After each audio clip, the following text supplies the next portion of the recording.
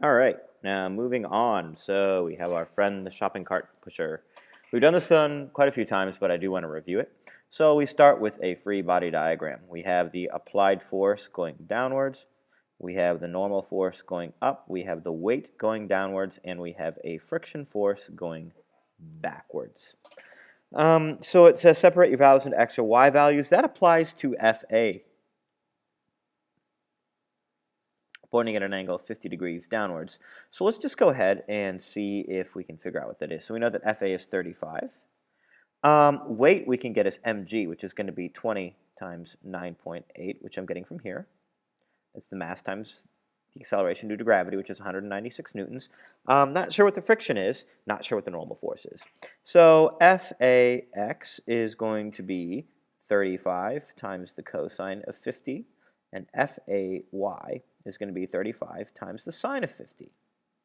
And this is going to be important because we actually need to split the force into those components here. So I'm going to have FAX and FAY. And in fact, let me just see if I can move this little guy. Don't like it like that. Let me just redraw it.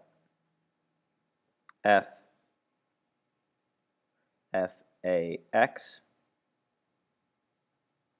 FAY. Good. Now, let me go ahead and actually calculate what these two trig values are. So FAX works out to about 22.5 newtons,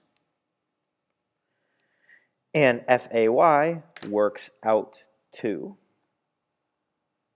26.8 newtons. Excellent. And now we want to calculate the normal force on the cart. That's part C. So we end up getting the normal force minus FAY pointing downwards minus the weight pointing downwards, all balances to 0. So we're going to have the normal minus 26.8 minus 196 newtons equals 0.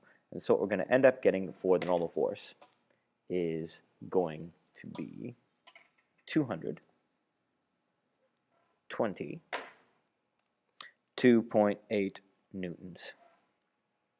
And then we want to calculate the force of friction on the cart.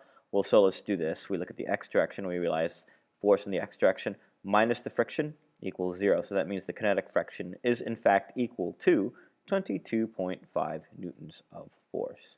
Now let me just go one step further. If they said get the kinetic coefficient of friction, that's going to be the friction divided by the normal force, which will be 22.5 divided by 222.8 newtons. So that's going to be about 0.1. A little bit extra there just to help you out.